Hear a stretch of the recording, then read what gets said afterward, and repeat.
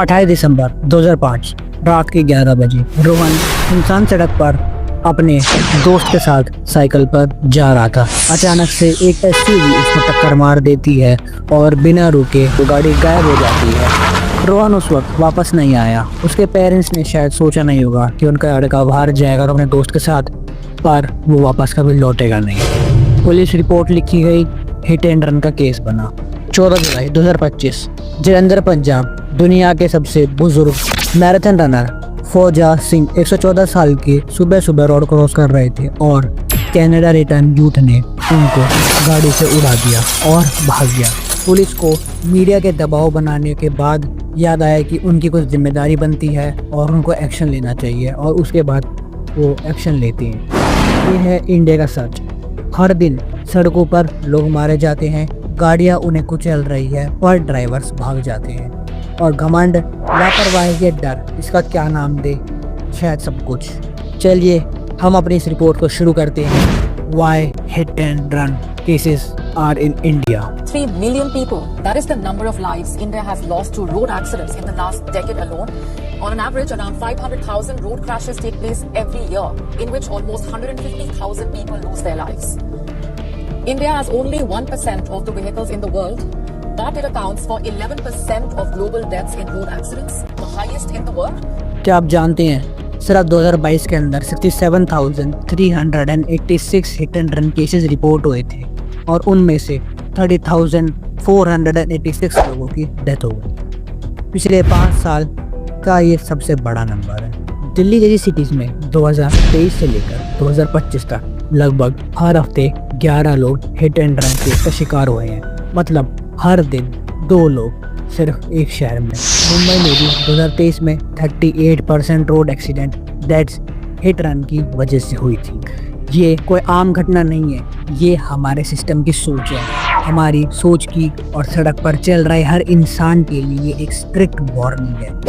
India ने 2022 में पूरे दुनिया में रोड एक्सीडेंट डेथ्स में पहला स्थान प्राप्त करा है, और इन चीज़ों में पहला स्थान प्राप्त करना कोई गर्व की बात तो नहीं है। NCRB के हिसाब से 2022 में 50,850 hit and run cases report हुए थे। 1999 दिल्ली का केस, संजीव नंदा केस, एक BMW driver, high profile business family का बेटा, रात को स्पीड में लोगों को कुचल देता है। कितने 6 लोगों को कुचल देता है, जिसमें 3 पुलिस वाले भी शामिल होते हैं। पहले तो आराम से बच निकलता है, लेकिन मीडिया और पब्लिक के प्रेशर से कोर्ट ने उसको गिल्टी साबित किया और उसको 2 साल की सज़ा मिलती है, पर वो बाद में कम हो जाती है। और हमको पता है इंडिया के अंदर ऐसा बहुत आम बात है। 2016 का केस सबको याद होगा, सलमान खान का केस, जिसके अंदर वो भी हिट एंड रन के केस में रिपोर्ट करा जाता है, but due to lack of evidences उसको छोड़ दिया जाता है। उसके बाद 2016 दिल्ली का case, Mercedes hit and run case, Siddharth Sharma का मर्डर। एक टीनेज ड्राइवर मर्सिडीज चला रहा था, नशा भी था और निर्दोष पेडेस्ट्रियन के ऊपर गाड़ी चला देता है और उसको बेल मिल गई थी, और बाकी लोग इस केस को कुछ महीने के बाद भूल गए थे। 2025 पंजाब का रिसेंट केस, फौजा सिंह की मौत, इसके बारे में मैं आपको बता चुका हूँ। और ऐसे बहुत सारे केस हैं, जैसे कि पोर्शा पुणे वाला केस अभी तक हम भूले नहीं होंगे, और निकिता वाला अनदर राउंड वाला केस। ऐसे अन्य केसेस हर रोज इंडिया के अंदर होते रहती हैं। अब सबसे बड़ा सवाल है कि लोग एक्सीडेंट्स के बाद रुकते क्यों नहीं हैं। सबसे पहला रीज़न मॉब लिंचिंग का डर।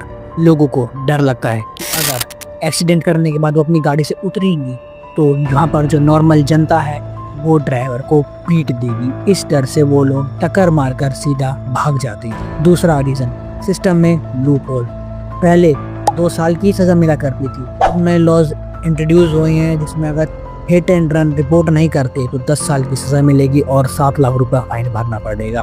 लेकिन लॉ को इंट्रोड्यूस करना अलग बात है, उसको इम्प्लीमेंट करना और एक अच्छी तरीके से इम्प्लीमेंट करना दोनों अलग बात है, जिसके अंदर करंटली अभी हम फेल हो रखे हैं। क्योंकि अगर ये लॉस अच्छी तरीके से इम्प्लीमेंट होते तो ये सारे एक्सीडेंट और केसेस हमको इतने देखने को नहीं मिलते, इसकी संख्या काफ़ी कम होती और हम पहले स्थान पर तो शायद नहीं होते। तीसरा रीज़न फॉल्टी रोड डिज़ाइन और पुअर लाइटिंग। इंडिया के अंदर जो बड़े मेन रोड्स होते हैं उन पर तो स्ट्रीट लाइट काम करती है, उनमें से भी कुछ खराब रहती है और काफ़ी दिन तक वो सुधारी नहीं जाती है। परंतु सर्विस रोड जैसे जो रोड हो गए, इनको तो पूरा ही नज़रअंदाज कर दिया जाता है, इनको तो कुछ समझते ही नहीं। सर्विस रोड्स पे लाइट की अवेलेबिलिटी ही नहीं है, अंधेरा होता है, कुछ दिखाई भी नहीं देता है। और ऐसे ही हमारे बहुत सारे शहरों में है, क्योंकि सिर्फ मेट्रो सिटीज़ में तो हमको दिखाई देता है कि लाइटें हैं, सही काम कर रही है, परंतु इंडिया बहुत बड़ा देश है, इसके अंदर मेट्रो सिटीज़ कम है, बट गांव, कस्बे, छोटे town, under developed cities, tier 2 and tier 3 cities बहुत ज़्यादा बड़ी संख्या में है। और यहाँ पर रोड्स की तो कमी है ही, हमको पता है। टीयर 1 सिटी में जहाँ पर रोड नहीं बन रहा है, तो टीयर 2, टीयर 3 और विलेज गाँव कस्बों को हमको भूल ही जाने चाहिए। ऊपर से लाइटिंग तो बहुत बड़ा इशू है, क्योंकि रोड पर अगर विजिबिलिटी ही नहीं होगी तो हम देखेंगे कैसे, क्योंकि कभी भी कोई भी जानवर सामने आ सकता है, जैसे कि गाय हमको रोड पे कहीं पर भी बैठी दिख जाती है। अब हम अपने चौथे पॉइंट पर बढ़ेंगे, पुलिस एंड इन्वेस्टिगेशन लूपहोल्स। हमको पता है इंडिया के अंदर हमारी पुलिस ढीली है। पहली ऐसी कोई देश की पुलिस होगी जहाँ पर लोग अगर पुलिस को देखते हैं तो सेफ फील करने की बजाय उल्टा वो और डर जाते हैं। कई बार police hit and run case को सीरियस लेती नहीं है, ठीक से इन्वेस्टिगेशन करती नहीं है। ऐसा लगता है कि उनको बड़ा आलस आता है इन्वेस्टिगेशन करने में, अपनी ड्यूटी के प्रति सीरियस नहीं है, परंतु ये उनकी जिम्मेदारी बनती है केस सॉल्व करना और जो गिल्टी है उसको जेल की सलाखों के पीछे खड़ा कर देना। सिस्टम सिर्फ बातों से नहीं चलता है, सिस्टम चलता है सुधार से। सुधार कैसे होएगा, चलिए बताता हूँ मैं आपको। अब एडवांस रिपोर्टिंग, गवर्नमेंट अब ऑनलाइन रिपोर्टिंग फ्रेमवर्क लाने की सोच रही है कि ड्राइवर एक सेफ जगह से भी पुलिस को इन्फॉर्म कर सकता है ताकि वो मॉब वायलेंस जैसी चीज़ों से बच सके। उसके बाद फोरेंसिक और सीसीटीवी, अगर जगह जगह पर सीसीटीवी इंस्टॉल हो जाएंगे तो ट्रेस करना बहुत ईजी हो जाएगा कि किसने मारा है, और गिल्टी को हम आसानी से पकड़ सकते हैं। Strict penalties and punishment, strict penalties और पनिशमेंट को इंट्रोड्यूस करना बहुत इंपॉर्टेंट काम है, क्योंकि इंडिया के अंदर लोग डरते सिर्फ फाइन्स और पेनल्टीज से ही है और पनिशमेंट से हैं, और वो किसी से डरते नहीं हैं। तब तक हम कोई बहुत ज़्यादा बड़ी अमाउंट नहीं लाते हैं, क्योंकि ड्रिंक एंड ड्राइव का मैंने पोस्टर और स्लोगन बहुत बना लिए हैं, बहुत ज़्यादा अवेयरनेस फैला लिए, कैंपेनिंग कर लिया, बट लोगों को उससे बिल्कुल फ़र्क नहीं पड़ता है। अब गवर्नमेंट ने हिट एंड रन से जिनकी डेथ हो रही है उनको 2 लाख रुपए एज ए कंपनसेशन प्रोवाइड करना चालू कर दिया है, और जो भी लोग इंजर हो रहे हैं उनको 50,000 रुपये एज ए कंपनसेशन प्रोवाइड कर रहे हैं। आज भी हर दिन रोहन, सिद्धार्थ या फोर्जा जैसे बहुत सारे अनेक केस होते हैं, परंतु इनमें से कुछ केसेस ही ऐसी होती हैं जो हाईलाइट होती हैं, जिनको हमारी न्यूज़ मीडिया कवर करती है और जिन पे पुलिस अपनी कार्रवाई देती है। बट बहुत सारे केसेस इंडिया के अंदर आज भी ऐसे दबे हुए हैं जिन पर कोई कार्रवाई नहीं दी गई है। वो फाइलें सिर्फ पुलिस स्टेशन के अंदर बंद पड़ी रह गई है, जिन पर धूल जम चुकी है। अब हम सबको मिलकर ये काम करना पड़ेगा, हमको कैंपेन चलाना पड़ेगा, हमें अकाउंटेबिलिटी डिमांड करनी पड़ेगी, because we need a transparent system. हम जानना चाहते हैं हमारी सरकार किस ट्रांसपेरेंसी से काम कर रही है, क्योंकि सीसीटीवी के नाम पे ये टेंडर पास करेंगे, जो भी करेंगे उसमें घूसखोरी कर जाएंगे। इसलिए हम चाहते हैं कि एक ट्रांसपेरेंट सिस्टम डेवलप करा जाए, जिससे जो इंडिया की आम जनता है उनको एक एक बात की खबर हो, ताकि कोई भी फ्रॉड और करप्शन सिस्टम में ना हो।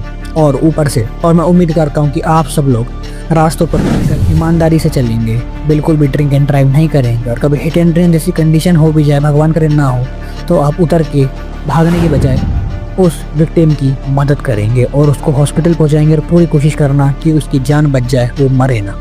और आप लोगों से एक रिक्वेस्ट और भी है, अगर आप लोगों को सड़क पर ऐसा कोई केस भी देखने को मिल जाता है तो वहाँ पर सिर्फ जाके कैमरा और वीडियो मत बनाने लग जाना।